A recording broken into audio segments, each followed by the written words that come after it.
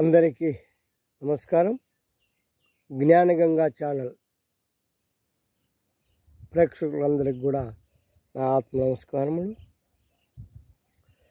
మమ గురు యోగానంద భారతి పాదపద్మములకు నమస్కరిస్తూ కుండలిని మహావిద్యా యోగ సాధకులందరికీ కూడా నా హృదయపూర్వక నమస్మాంజలు.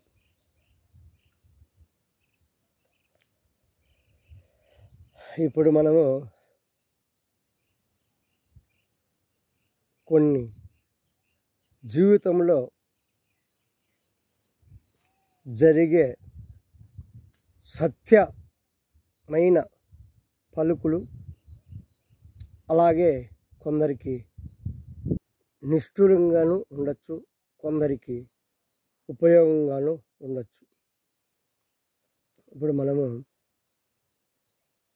వాటి గురించి, మనిషి ఈ మానవ శరీరము వచ్చింది 84 లక్షల జీవరాశుల నుండి మనం చేసినటువంటి పాపపుణ్య సంస్కార ఫలములు కర్మల బట్టి మానవ జన్మ వచ్చింది. ఎందుకు వచ్చింది? మోక్షానికి, అంటే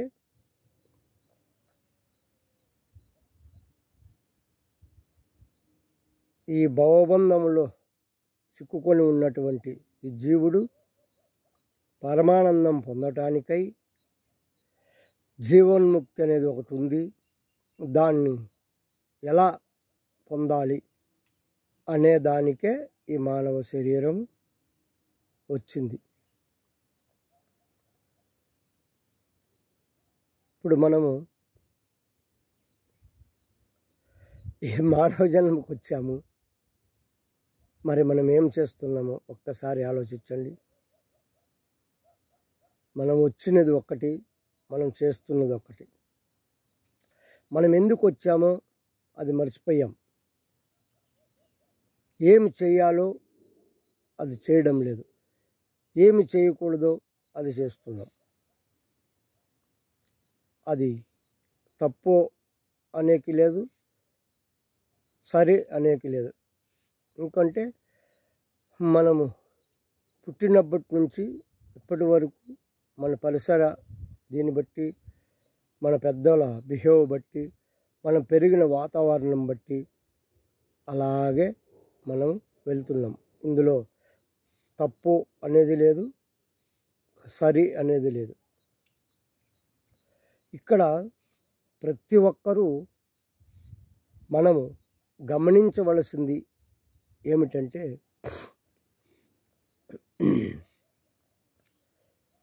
ఒక్కసారి మన గురించి మనము ఆలోచించాలి. మనం ఏం చేస్తున్నాం?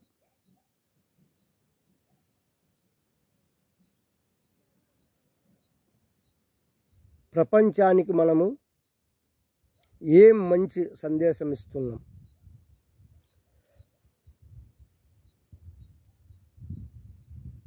ఎదుటివారు ఇబ్బందులో ఉన్నప్పుడు వారికి మనము ఎలాంటి చేయూతనిస్తున్నాం? దుఃఖంలో ఉన్నటువంటి వారికి మనము ఏ ఓదార్పునిస్తున్నాం? మన కుటుంబంలో ఉన్నటువంటి మన సభ్యులు మనం చెప్పే మాటలు వాళ్ళు వింటున్నారా, వినలేదా? మన వారినే మనతో సహా మనము సరి చేసుకోలేకున్నాం. మరి అలాంటప్పుడు ఎదుటివారి గురించి హేళనగా, వేరే రకంగా మనం విమర్శించడం ఎంత మాత్రము సమంజసము అనేది ఒక్కసారి మనము ఆలోచించుకోవాలి. మనలో ఉన్నటువంటి లోపాలు మనము సరి చేసుకోలేదు, మన కుటుంబ సభ్యులను మనం కరెక్ట్గా మార్గంలో పెట్టుకోలేదు. మరి ఎదుటివారి గురించి మనము ఎందుకు అంత ఇంట్రెస్ట్ తీసుకొని మన పనులు వదిలిపెట్టి వారినే మనము ఫాలో అవుతూ ఎందుకు విమర్శిస్తున్నాము? అతను ఇలాగే ఉండాలి, అలా ఉండకూడదు, ఇలా ఉంటే బాగుంటుంది, అలా ఉంటే బాగుండదు అని ఎదుటివారి గురించే మన జీవితం అంతా వృధాగా ఆలోచిస్తున్నాం. అదే మన గురించి, మన కుటుంబం గురించి మనము ఆలోచించినట్లయితే జీవితంలో మనం ఎంతో సుఖశాంతులతో, గౌరవ మర్యాదలతో ఉండగలుగుతాం. ఇందులో ఇంకొక విషయం చెప్పాలి. ఇప్పుడు ఒక సాధకుడు, ఒక యోగి, ఒక గురువు, ఒక భక్తుడు వారి వారి కర్మఫలంతో వారు ఏమి చేసుకోవాలో, వారు ఏది ఆలోచిస్తున్నారో దాన్ని బట్టి వారు వెళుతున్నారు. వారు ఎలా ఉండాలో వారు ఆలోచించుకుంటున్నారు, వారు అలాగే ఉంటున్నారు. అప్పుడు మనకెందుకు బాధ, మనకెందుకు ఇబ్బంది? మనకి ఎలాంటి ఇబ్బంది వాళ్ళు పెట్టలేదు. మరి మనం ఎందుకు వాళ్ళ గురించి ఆలోచించాలి? మన గురించే మనం ఆలోచించుకోలేదు, అలాంటి మహనీయుల గురించి మనము ఆలోచిస్తున్నాం. ఏమని ఆలోచిస్తున్నాము? ఒక్క సాధకుడు అంటే ఆయన మామూలుగా ఒక చెట్టు కిందో, ఒక గుడిసెలోనో, ఒక అడవిలోనో సమాజానికి దూరంగా ఉండాలి. గడ్డం పెంచుకోవాలి, జుట్టు పెంచుకోవాలి, రుద్రాక్షలు మెడకేసుకోవాలి, విభూది రేఖలు ధరించాలి, ఇంతలా బొట్టు పెట్టుకోవాలి, ఏది ఆశించకూడదు, అన్నము నీళ్ళు కూడా పట్టించుకోకూడదు. అలాగుంటే అతను నిజమైన సాధకుడు, నిజమైన గురువు, నిజమైన భక్తుడు అని అతని గురించి ఇలా ఉండాలని మనం అనుకుంటున్నాం. మరి మనం ఎలా ఉండాలి, మనం ఎందుకు అనుకోము? అతని గురించే ఇంత ఆలోచిస్తున్నామే, మరి మన గురించి మనం ఎందుకు ఆలోచించాలా? అతను ఎలా ఉంటే మనకేమి? మీరు అనుకున్నట్లు లేకపోతే ఆ గురువు కరెక్ట్ కాదు, ఆ సాధకుడు సరిగా లేడు, ఆ భక్తుడు సరైన వాడు కాదు, ఇలా మీరే సర్టిఫికెట్ ఇస్తున్నారు.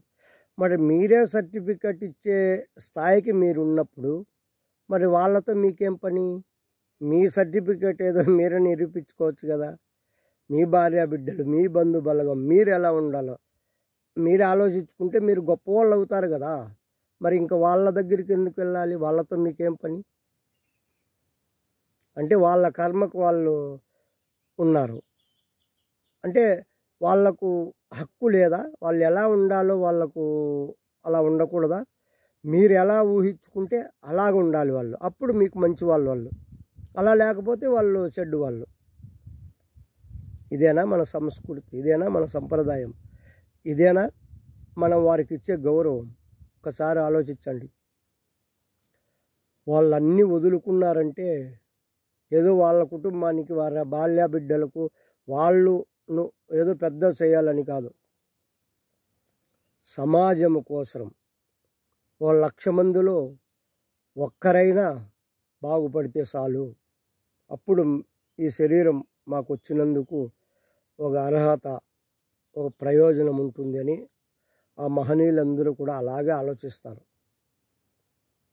అలాంటి వాళ్ళను మనం మళ్ళీ ఈ బురదలోకి తెచ్చే అవకాశాలు చేయొద్దండి. వాళ్ళను వాళ్ళ దీనికి వదిలేయండి. చేతైతే సహాయపడండి, లేదంటే ఊరికే ఉండండి. అంతేగాని వాళ్ళని విమర్శించి మీరు పొందేది ఏముంది? మీరు హాయిగా ఉన్నారు, మీ భార్య బిడ్డలు, మీ బంధు బలగము, మీ ఆస్తిపాస్తులు, మీ ధన సంపదలు, మీ పాడి పంటలు అన్నీ ఉన్నాయి. వాళ్ళు ఎక్కడో ఉన్నారు. వాళ్ళు ఎలా ఉంటే మీకెందుకు? ఒక్కసారి ఆలోచించండి.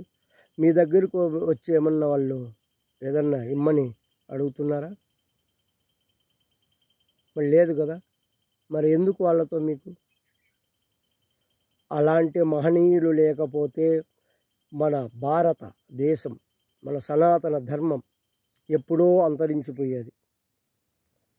ఇప్పుడు అలాంటి మహనీయులు వాళ్ళ కష్టాలు, వాళ్ళ బాధలు, వాళ్ళు చేసే సాధనలు ఒకసారి మనము ఆలోచించినట్లయితే వాళ్ళు చేసే ప్రతి ఒక్కటి కూడా వాళ్ళ సొంతానికి కాదు, లోక కళ్యాణానికే మహనీయులందరూ కూడా చేస్తున్నారు. అలాంటి వాళ్ళు ఉన్నంత వరకు మనం హాయిగా మన భార్యాబిడ్డలతో, మన ఊరిలో, మన ప్రజల ముందు, మన బంధువుల ముందు హాయిగా మనం బ్రతుకుతున్నాం. ఒకటి గుర్తుపెట్టుకోండి, అలాంటి వాళ్ళను విమర్శించేది మన సంస్కృతి కాదు, మన ఆలోచనలో కూడా అవి రాకూడదు. అర్థమైంది అనుకుంటాను. నేను చెప్పే మాటలు కొందరికి బాధాకరంగా ఉంటే క్షమించండి. అందరికీ కూడా నేను తల వంచి నమస్కరిస్తున్నాను. మమ గురు యోగానంద భారతి పాదపద్మములకు నమస్కరిస్తూ లోకా సమస్త సుఖినో భవంతు. హరి ఓం. అందరూ శాకాహారులుగా ఉండండి. ప్రతిరోజు మీకు టైం ఉన్నప్పుడల్లా ప్రాణాయామ సాధన చేయండి. ధ్యానంలో ఉండండి. కొంతసేపు మీ బాడీ రిలాక్స్ అవుతుంది.